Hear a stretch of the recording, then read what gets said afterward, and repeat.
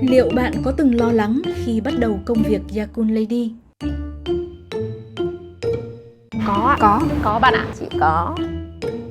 Có, mình rất là lo. Cũng rất là nhiều lo lắng. 6 tuần đầu thì tôi gặp rất là nhiều khó khăn và lo lắng. Trước đây thì chị cũng làm văn phòng, cho nên là bây giờ thì chuyển sang cái công việc mà kiểu kéo xe này thì chị cũng kiểu lo là chưa cái cách giao tiếp với khách hàng ấy. Lo ảnh hưởng thời tiết, sợ không bán được hàng. Thường mình cũng hay quên đường nữa. Mình không được tự tin ấy. Mình đang cảm thấy mình đang sống hướng nội. Mình sợ đám đông.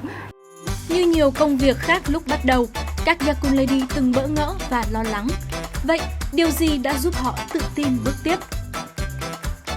Lắng nghe những câu chuyện thực tế về những khó khăn mà họ đã vượt qua để từ đó có thêm tự tin gắn bó với công việc này.